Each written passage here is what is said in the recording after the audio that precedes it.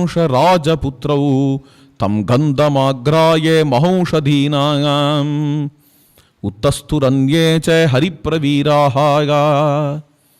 அத்தனை பேரும் எழுந்துண்டாளா. எழுந்துண்ட உடனேயே ஒரு உற்சாகம் வந்தது.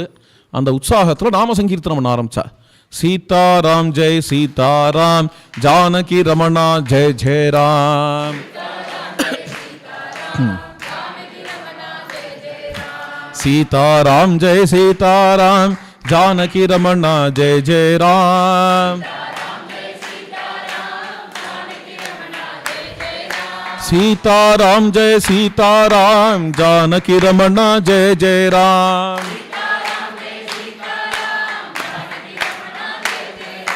सीताराम जय सीताराम जानकी रमणा जय जय राम.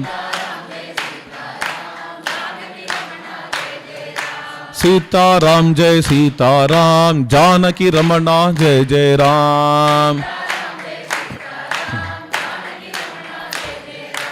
सीताराम जय सीताराम जानकी रमणा जय जय राम. सीताराम जय सीताराम जानकी रमणा जय. सीताराम जय सीताराम जानकी रमणा जय जय राम. सीताराम जय सीताराम जानकी रमणा जय जय राम. सीताराम जय सीताराम जानकी रमणा जय जय राम. सीताराम जय सीताराम जानकी रमणा जय जय राम. सीताराम जय सीताराम जानकी रमणा जय जय राम. सीताराम जय सीताराम जानकी रमणा जय जय राम.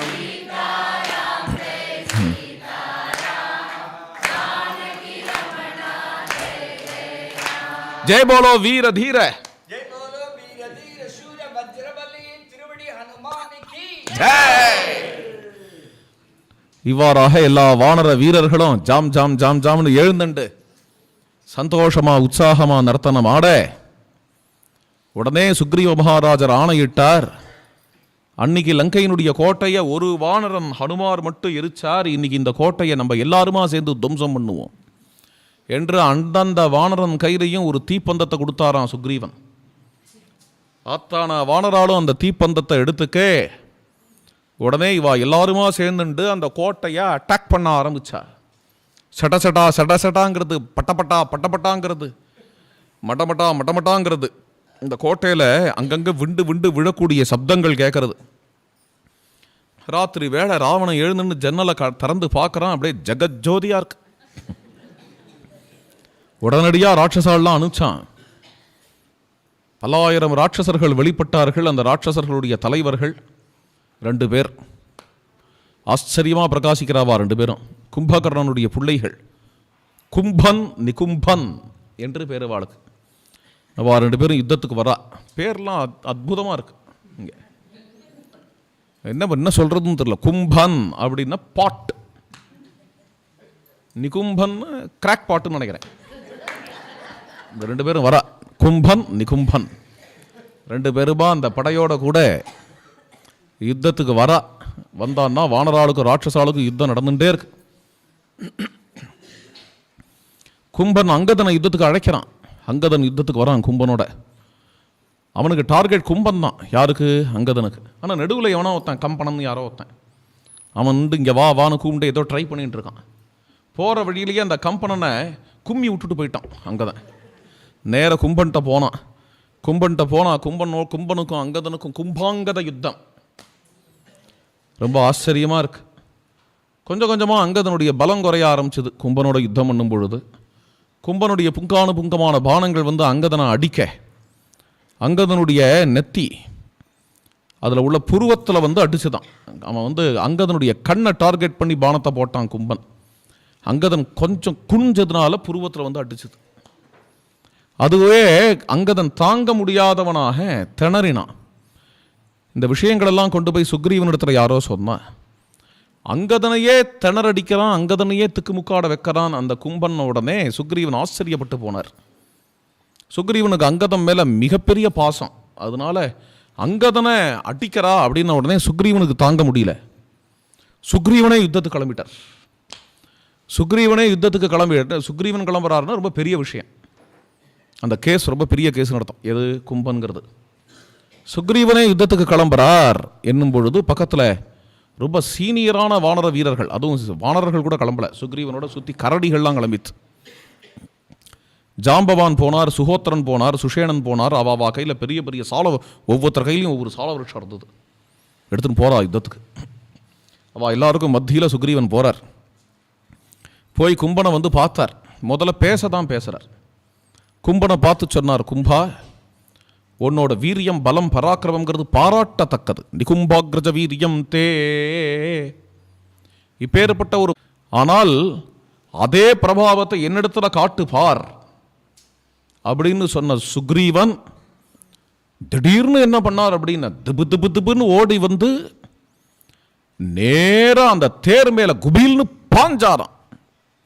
மதம் பிடிச்சு நடந்து வர யானை மேல அப்படியே பாயுமா. யானையோட மஸ்தகத்துல, எது? சிங்கம் மஸ்தகத்துல அப்படியே பாயுமா. அது மாதிரி சுக்ரீவன் பாஞ்ச காட்சி இருந்தது. சைலசானுச்சரம் நாகம் உத்யந்தமிவ கேசரி. அப்படி பாஞ்சு பபஞ்ச இந்திரதனுஷ் பிரபம். கும்பனுடைய கையில் இருந்த பெரிய வில்லு இருக்கே, அந்த வில்லை முறிச்சு கீழே போட்டார் சுக்ரீவன். அதுக்கு அடுத்தது வேகமாக அந்த தேரை தள்ளினார். தேரோட குடத்தை தள்ளி தேரை இடிச்சு கீழே போட்டார். தேர் உடஞ்செடுத்து.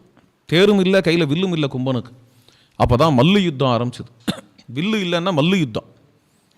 சுக்ரீவனுக்கும் அந்த கும்பனுக்குமான படுபயங்கரமான யுத்தம். அந்த யுத்தத்தில் என்ன ஆச்சுன்னா, சுக்ரீவன் உடனே கும்பனுடைய காலை பிடிச்சான். 2 காலையும் பிடிச்சி அப்படியே மேலே தூக்கி சுழட்டுன்னு சுழட்டி இங்கேருந்து சமுத்திரத்தில் தூக்கி எறிஞ்சான் கும்பனை. தூக்கி எறிஞ்சதுக்கப்புறம் என்ன ஆகும்னு சுக்ரீவனுக்கு தெரிஞ்சிருக்கு. அதனால சமுத்திர கரையில் போய் இடுப்பில் கை வச்சு நின்றுருக்கான். சமுத்திரத்தில் போய் கும்பன் விழுந்த உடனேயே கொஞ்ச நாளி பெரிய பெரிய அலைகள்லாம் அடிச்சுது. அதுக்கு முன்னாடி இருந்த அலைகள் மாதிரி இல்லை, ரொம்ப பெரிய அலையாக கிளம்பிட்டு கும்பனுடைய சரீரத்தினுடைய வெயிட் தாங்க முடியாமல் திடீர்னு கொஞ்ச நாள் கழித்து பார்த்தேன்னா அந்த சமுத்திரத்துக்கு உள்ளேருந்து கும்பன் மறுபடியும் கிளம்பி வெளியில் வந்தான். வெளியில் வந்து சுக்ரீவனோட காலை பிடிச்சி அப்படியே தூக்கி சுழட்டுன்னு சுழட்டி சமுத்திரத்தில் தூக்கி எறிஞ்சான். அதே மாதிரியே சுக்ரீவன் வெளில கிளம்பி வந்தான். சுக்ரீவன் வெளில வரும்போதே கும்பன் சமுத்திரத்துக்குள்ள உள்ள போனான். சமுத்திரத்திலேயே யுத்தம் நடக்கிறது. அந்த யுத்தத்தில் கும்பன் தன்னுடைய முஷ்டிபந்தனம் பண்ணிட்டு அத்தான ஃபோர்ஸையும் அந்த கையில் வச்சு, தன்னுடைய சரீரத்தில் உள்ள எல்லா ஃபோர்ஸையும் கையில் வச்சு முஷ்டிபந்தனம் பண்ணிட்டு சுக்ரீவனுடைய மஸ்தகத்தில் இப்பயே பழக்கறையும் பாருன்னு ஓங்கி ஒரு குத்தினான். டன்னு சத்தம் கேட்டது. அப்பாடி அப்படி பார்க்குறான். என்னடா? சுக்ரீவன் தலை நாதம் கேட்கறது. அப்படி இருக்குமா? அப்படி கையை வச்சு இப்படி அடித்த உடனே 4 பக்கமும் அக்னி தெரிச்சுது.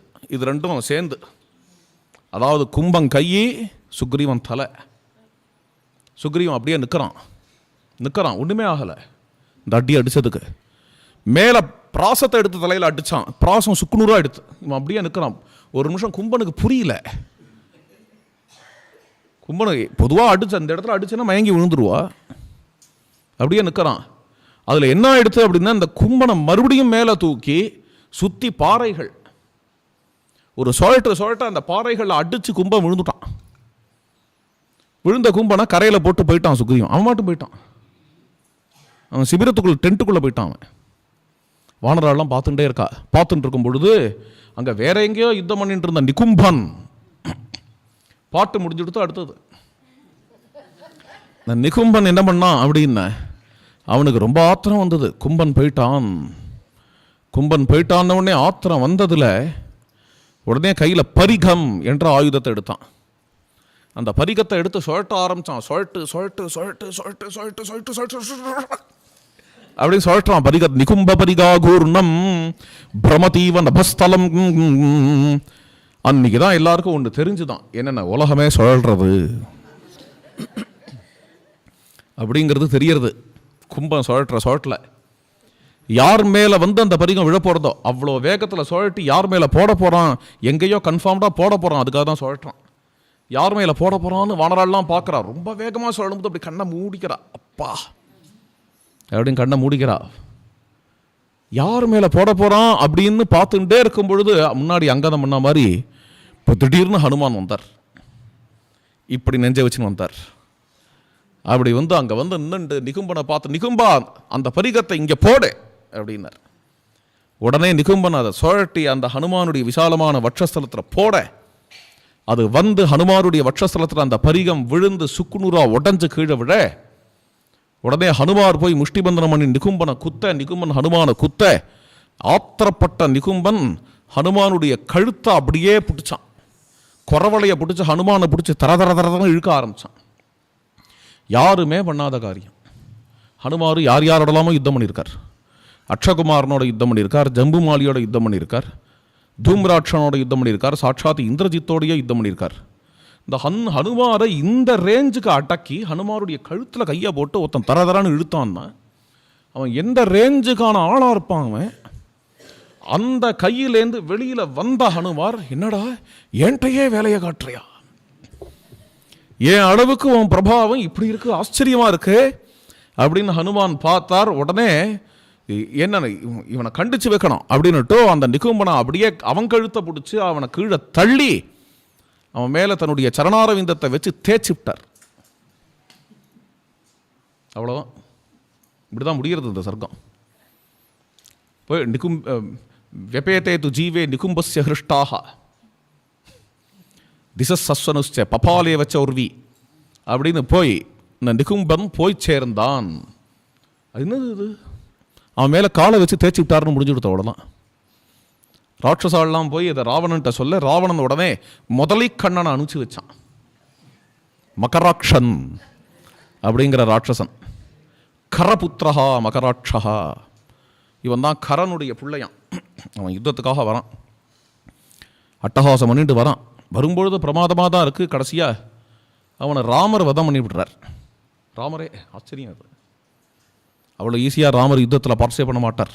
ரொம்ப பெரிய மகாவீரம் வந்தால் தான் பார்ட்டிசிபேட் பண்ணுவார். இருந்தாலும் இவன் வந்து கத்தின்னு இருந்தான், எனக்கு வேறு யாரோடையும் நான் யுத்தம் பண்ண விரும்பலை, எங்கள் அப்பா கரணை வதம் பண்ணவனோட தான் நான் யுத்தம் பண்ணணும், அந்த ராமன் எங்கேன்னு கத்தின்னு இருந்தான். வானராலாம் விடமாட்டேன்னா ராமர் வந்து வானராலை ஸ்டாப் பண்ணிட்டு வந்து நின்னார். நான் தாண்டா பாது அப்படின்னு வந்து நின்னார். வந்தவுடனே ராமரை திட்டுன்னு திட்டினான். கேட்டுட்டு ரசிச்சுட்டு இருந்தார். ஏன்னா இது ஒரு விதமான பக்தி தான். இது ஒரு கைண்ட் ஆஃப் பக்தி, தேச பக்தின்னு வச்சுக்கோங்களேன். கத்துன்னு கத்தினா எமோஷ்னல் அவுட்போர். எல்லாத்தையும் கேட்டார். எப்போ கையில் வில்ல எடுப்பான்னு பார்த்துட்டு இருந்தார். அது வரைக்கும் நின்று இருந்தார். ஒன்றும் பதிலும் சொல்லலை. இவங்க பதில் சொல்கிறதுக்கு ஒன்றும் இல்லை. அவன் மேலே கிருபை தான் வருது ராமருக்கு. கடைசியாக கையில் வில்ல எடுத்து பானத்தை போட்டான். அவர் என்ன பண்ணார்னா ஆக்னேயாஸ்திரத்தை பிரயோகம் பண்ணார். போயிட்டான். அவ்வளோதான். அவன் என்ன ராவணன் அண்ணன் 7 நாளைக்கு யுத்தம் பண்ணுறதுக்கு போயிட்டான். பாவம், அவன் போயிட்டான்னு வருந்தினார் ராமர். அவர் கிளம்பி போயிட்டார். இதோட முடிஞ்சு போயிடுத்து யுத்தம்.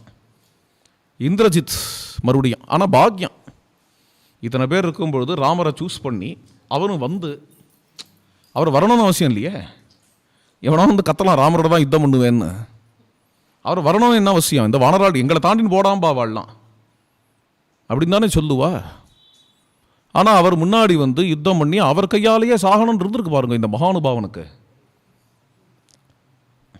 இந்திரஜித் இதெல்லாம் கேள்விப்பட்டான். நேராக ராவணன் கிட்டக்க வந்து, அப்பா எனக்கு ஆக்ஞை பண்ணுங்கள், நான் கிளம்புறேன். இப்போ இந்திரன், வருணன், அக்னி, வாயு முதலிய தேவர்கள்லாம் இப்பொழுது இந்த இந்திரஜித்தினுடைய பராக்கிரமத்தை பார்க்கட்டும். மகாவிஷ்ணு எப்படி மூவுலகளையும் அளந்தாரோ அது மாதிரி அளக்க போகிறேன் அப்படின்னு சொல்லிட்டு கிளம்புறான். விஷ்ணோரிவோக்ரம் பலியக்யவாட்டே என்று சொல்லிட்டு இந்திரஜித் கிளம்புறான். கிருத்வா மூர்தனி சாசனம் பிதுரதோ கத்வா ரணம் ராவணிஹி ஹுத்வா தத்ர மகாபுஜஹ ஹுதவஹம் த்ருத்வா மகாஸ்திராணி ச ஸ்தித்வா வ்யோமனிமாயயா சரசயம் த்யக்த்வா ச பித்வா ச மு புத்வா ராகவ கோபமாபசஹசா லங்காமலம் காதரஹ லங்காமலம் காதரஹ. ராவணனுடைய ஆக்ஞையை சிரசு மேலே வகித்து இந்திரஜித் தேரில் ஏறி நேர நிகும்பிலா என்கின்ற பயங்கரமான ஒரு இடத்துக்கு போய் அங்கே ஹோமம் பண்ண ஆரம்பித்தான்.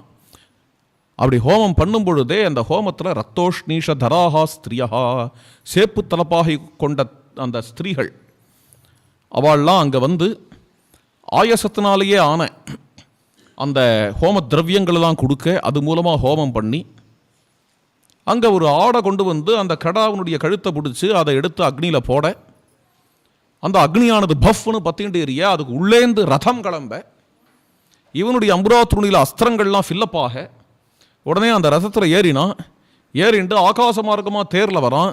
தேரில் வந்து நிற்கிறான். தேரில் மேலேந்து கீழே ராமலட்சுமணால் அடிக்கிறான். மேலேந்து கீழே அடிக்கிறது ஈஸி. கீழேந்து மேலே அடிக்கும்பொழுது தான் கிராவிட்டிக்கு எகெயின்ஸ்டாக ஒர்க் பண்ணணும், கஷ்டம். இருந்தாலும் ராமலட்சுமணாளுடைய பிரபாவத்தை அந்த இந்திரஜித்னால் தாங்க முடியல. அதனால என்ன பண்ணான் என்றால் மறைஞ்சு அடித்தாலும் தாக்கு பிடிக்க முடியல. ஏன்னா அந்த தேரை சுத்துறது இல்லையா, அதனுடைய சப்தத்தை கேட்டு அடிக்கிறார் ராமலட்சுமணாள். உடனே சப்தத்தையும் கண்ட்ரோல் பண்ணான். கண்ட்ரோல் பண்ண உடனேயே ராமர் இது வரைக்கும் லீலையாக தான் பண்ணிட்டு இருந்தார். இப்போ கோபம் வந்துடுத்து ராமருக்கு. ராமருடைய கண்ணு செவந்தது. கையில் ஒரு பானத்தை எடுத்தார். பயலே, என் பானத்தில் நீ தப்ப முடியாதுடா அப்படின்னார் ராமர். புத்வாராகவ கோபமா அப்பசக, அவன் புத்திசாலி. ராமருக்கு கோபம் வந்துடுத்துன்னு தெரிஞ்ச உடனே அங்கேருந்து அப்ஸ்காண்ட் ஆகிட்டான். ஆள் போயிட்டான், எங்கேயோ ஓடி போயிட்டான். தன்னோட ஆற்றுக்கு போய் ஒரு கப்பு காஃபி சாப்பிட்டுட்டு சூதேன ஆப்தோபதேசினா, ஒரு வெல்விஷரான அட்வைசரான ஒரு சாரதியை வச்சுண்டு ஒரு புது தேரை கலப்பிண்டு அதில் உட்காந்துண்டு நேர பশ্চিம திசை வழியாக வெளியில் வந்தான். ஏன்னா இது ரொம்ப நாளி ராமரோட யுத்தம் பண்ணி கடைசியாக களப்படைஞ்சு ஆற்றுக்கு போய் ரெஸ்ட் எடுத்துட்டு ராமர் பக்கம் போக வேண்டாம், வேற எங்கேயாவது போய் எதாவது பண்ணலாம் அப்படின்னுட்டு பশ্চিம திசை வழியாக வந்தான். அந்த பশ্চিம திசையில் ஹனுமான் யுத்தம் பண்ணிட்டு இருந்தார். ஹனுமாருக்கு எழுத்தாப்பில் அங்கேருந்து வந்து மாயையினாலேயே ஒரு சீதை, அந்த சீதையை தயார் பண்ணி ஹனுமாருக்கு எழுத்தாப்பில் நிறுத்தி வச்சுண்டு இந்திரஜித்து சொன்னான், எந்த சீதைக்காக இவ்வளவு பெரிய யுத்தம் நடந்துட்டுருக்கோ, இத்தனை ராட்சசால் செத்து போனாலோ அந்த சீதையை இதோட முடிக்கிறேன் பார் அப்படிங்கிறான். ஹனுமார் சொல்கிறார், வேண்டாண்டா, இந்த காரியத்தை மட்டும் பண்ணவே பண்ணாதடா, மகாபாபி, ஸ்திரீஹத்தி தோஷண்டா இது, உனக்கு உண்மையான பராக்கிரமம் இருந்தால் என்னோட மோதிப்பார் அப்படிங்கிறார். அப்படி சொல்லிட்டு கிட்டக்க ஓடி வந்துட்டே இருக்காரு. அதுக்குள்ள அவன் வாழை எடுத்து இந்த மாயா சீதையை டயகனலாக வெட்டிவிட்டான். யஜ்யோபவீத மார்க்கத்தில் வெட்டிவிட்டான். வெட்டின உடனேயே அப்படியே அந்த மாயா சீதை கீழே விழ ஹனுமான் ஓன்னு அலற ஆரம்பிச்சார். ஹனுமாருடைய அந்த சப்தம் வந்து ஆகாசத்தை புழக்கிறது. இது ராமர் காதில் வந்து விழுந்தது. வடக்கு திசையில் இருக்கிற ராமர் காதில். ராமர் பரபரத்து போய் ஜாம்பவானை கூப்பிட்டு சொன்னார், ஹனுமார் ஏதோ சாகசமான காரியத்தை பண்ணிட்டு இருக்காருங்க அப்படின்னு தெரிய வருது, நீங்கள் போய் ஹெல்ப் பண்ணுங்கோங்கிறார். ஜாம்பவான் ஒரு பெரிய கரடி படையை எடுத்துட்டு போகிறார். இதெல்லாம் ஒரு பக்கம் இருக்க, ஹனுமான் என்ன பண்ணார், பெரிய பாறையை எடுத்து தூக்கி சுழட்டி அந்த இந்திரஜித்தினுடைய தேரில் அப்படியே போட்டார். அவன் சிரிச்சுட்டே அந்தர்தானம் ஆயிட்டான். இந்த தேர் மேலே வந்து விழுந்து அந்த தேர் சுக்குநூறாயிடுது பாறையினால். அவன் மறைஞ்சு போயிட்டான், அவன் போயிட்டான். அவன் எதுக்கு போயிட்டான், அவன் நிகும்பலேலேருந்து சம்பாதிச்சுட்டு வந்த அத்தனை அஸ்திரங்களும் போயிடுத்து ராமரோட யுத்தம் பண்ணியே. மறுபடியும் அஸ்திர சம்பாதனார்த்தம் நிகும்பலிக்கு போயிட்டான். அவன் போயிட்டான். இங்கே ராட்சச சேனை தான் இருந்தது. ராட்சச சேனைக்கும் வானர படைக்கும் மிகப்பெரிய யுத்தம் நடந்தது. யுத்தம் நடந்துட்டே இருக்கு. நடந்துட்டே இருக்கும் பொழுது ஹனுமான் பார்த்தார். முதல்ல எடுத்த உடனே அந்த உத்தேகம் வந்தது, சீதையை வதம் பண்ண இந்த சேனை இதை எப்படி பொடி ஆக்குறேன் பாருங்கிற ஒரு உத்தேகம் வந்து தான் வானரால கலப்பினார். அவரும் கலந்துட்டார். வானராளுக்கும் ராட்சசாளுக்கும் படுபயங்கரமான யுத்தம். ஒரு லெவலுக்கு மேலே தோணித்து ராமர்கிட்ட போய் விஷயத்தை சொல்லிடுவோம், ராமர் என்ன நிர்ணயம் பண்ணுறாரோ அதுக்கப்புறம் யுத்தத்தை கண்டினியூ பண்ணலான்னு. அதனால வானராளெலாம் பார்த்து யுத்தத்தை நிறுத்துங்கள், போகலாம் என்று சொல்கிறார். உடனே வானராளெலாம் யுத்தத்தை நிறுத்தினா போனான்னு ஒரு விஷயம். இங்கே இதில் ஒரு சந்தேகம் வரும், வானராளெலாம் யுத்தத்தை நிறுத்தினா உடனே ராட்சசாலெலாம் யுத்தத்தை நிறுத்திடுவாளா? யுத்தத்தை நிறுத்தணும் அப்படின்னு ஒரு சங்கு ஊதினா நிற்கிற யுத்தம் கிடையாது. ராமராவண யுத்தம், ராமாயண யுத்தம் இருக்க அப்படிலாம் நிறுத்திட முடியாது. இதை எவனும் அடங்க மாட்டான் சங்குக்கெலாம், மற்றவனுக்கு தான் சங்கு ஊதுவான் இவன்லாம். அது மாதிரியான யுத்தம் இது. அப்படி இருக்கும் பொழுது இங்கே இது எப்படி நிறுத்தினார் ஹனுமான், வானராளோட யுத்தத்தை எப்படி நிறுத்தினார் ஹனுமான் அப்படின்னு ஒரு கேள்வி வரும். இந்த இடத்துல ஒரு அற்புதமான பதில் இருக்கு. என்ன பதில்னா, அன்னைக்கு வானராள்லாம் ராட்சசால அடிச்ச அடி மரண அடி. அதுக்கு நடுவில் யுத்தத்தை நிறுத்தி போன ஹனுமான் சொன்னோடனே ராட்சசாலுக்கே அப்பாடான் இருந்துதான். அதனால யுத்தம் நின்றுது, இல்லாட்டா நின்று இருக்காது. அது நிறுத்திட்டா போகிறோங்கிற மாதிரி தான் இருந்தது அவளுக்கே. உடனே வானராள்லாம் ராமரை நோக்கி வந்துட்டு இருக்கா. வர வழியிலேயே கரடிப்படையோட ஜாம்பவான் வந்தார். ஜாம்பவானும் ஹனுமானும் சந்திச்சுண்டா. ஹனுமார் ஜாம்பவான் இடத்துல இந்த செய்தியை சொன்னார். 2 பேருமா கதறினா, வாங்கோ ராமர்கிட்ட போய் சொல்லலாம் அப்படின்னு 2 பேருமா ராமர் இடத்துல வந்து எந்த சீத்தம்மாவுக்காக இவ்வளவு பெரிய யுத்தம் நடக்கிறதோ அந்த சீத்தம்மாவை வெட்டிவிட்டான் இந்திரஜித்து என்று முடிச்சுட்டா. இதை கேட்ட மாத்திரத்தில் ராமர் மூர்ச்சையாய் விழுந்து விட்டார். பத்மோத்பல சுகந்தியான ஜலத்தை எடுத்துன்னு வந்து ராமர் முகத்தில் புரோட்சிக்கிறா வானராள்லாம் சூழ்ந்து நிற்கிறா ராமருக்கு. சிபிரத்தில் லக்ஷ்மணர் இருக்கார். பானங்களை கூறுதீட்டின்னு இருந்தார். எனவோ வெளியில் பரபரப்பு நடக்கிறதேன்னுட்டு வேகமாக ஓடி வந்தார். ஓடி வந்து பார்த்தா ராமர் மூர்ச்சையில் இருக்கார். தூக்கி வாரி போட்டது. உடனே ராமரை எடுத்து மடியில் போட்டுட்டார். என்ன நடந்ததுன்னு கேட்குறார். லக்ஷ்மணர்கிட்ட யார் சொல்கிறது? மெல்ல ஹனுமான் தான் சொன்னார், சீதையை வெட்டிவிட்டான் இந்திரஜித். உடனே அங்கலாய்த்தார். ஓன்னு கதறினார் லக்ஷ்மணர். ராமச்சந்திர பிரபுவை தர்மம் காப்பாற்றலையே. தர்மம்னு ஒன்று வாழ்ந்தா என்ன, செத்தா என்ன? ராமர் கஷ்டப்படுறதா இருந்தான்னா தர்மம் காப்பாத்தித்துன்னு என்ன அர்த்தம்? இதனால் என்ன லெசன் கிடச்சிது உலகத்துக்கு? சீதையை ராமரும் ஜென்மா முழுக்க கஷ்டப்பட்டு இருந்தா அப்படின்னா தர்மம் காப்பாத்தித்துங்கிற லெசன் யா கொடுத்தது ராமாயணம்? ஸ்ரீராம ஜெயம் அப்படின்னா ராமாயணம் முடியணும். இது மாதிரி முடியலாமா பிரபுவனுடைய கதை, சீதம்மா கதை? இப்படி லங்கையில் யாரும் ஒரு ராட்சசம் வெட்டிவிட்டான் முடிஞ்சு போயிடுத்தா? இதுதானா விஷயம்? அப்போ தர்மம் காப்பாற்றுறது அப்படின்னு பெரியவர்கள் சொல்றதெல்லாம் பொய்.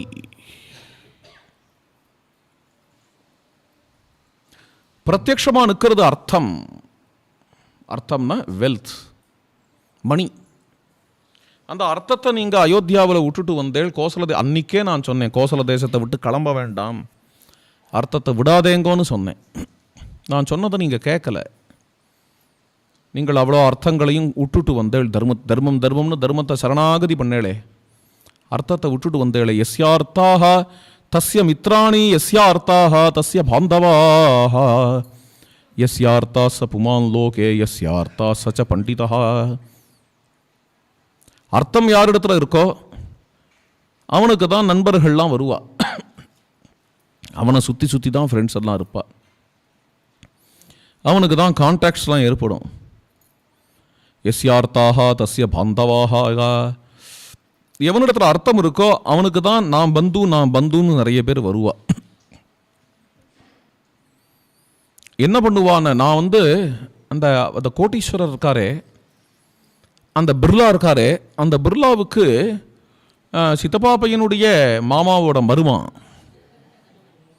அப்படின்பா. சொந்த அண்ணாவை பார்த்து அவரை எனக்கு தெரியவே தெரியாதேம்பா. ஏன்னா அவர் ஏழை.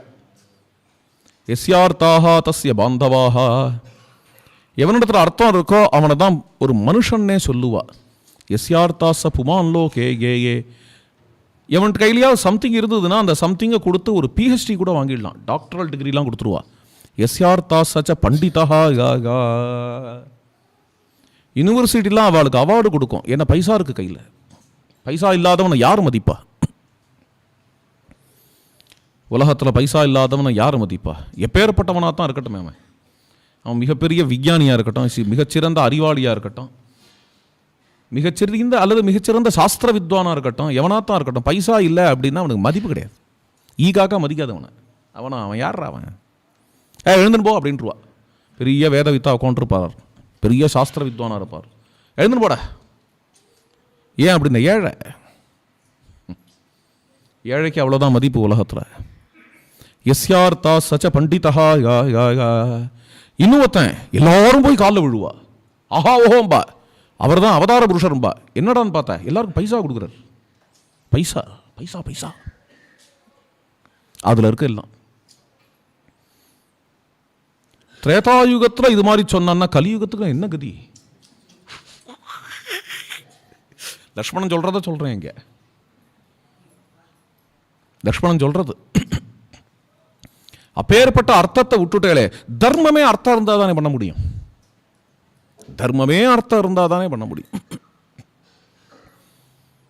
பர்வதேபிய இவாபகா. மலை இருந்தாதான் அருவி கொட்டும். மலை இல்லாத போன ஏது அருவி? அது மாதிரி தர்மம்ங்கிறது நடக்கணும்னு அர்த்தத்தினால தானே நடக்கணும்னு கேட்டுவிட்டார் லக்ஷ்மணன். ஃபர்ஸ்ட் கிளாஸ் கேள்வி.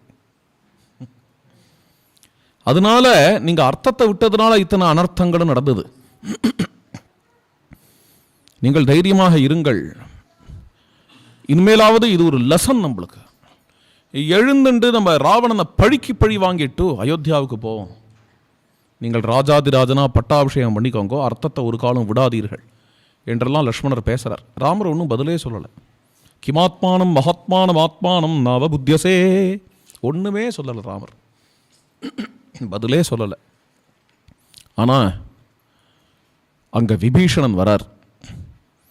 என்ன நடக்கிறது கேட்குறார். மெல்ல லக்ஷ்மணர் விஷயத்தை சொன்னார். ஹனுமார் இது மாதிரி சொன்னார். அது நடக்கவே நடக்காதே,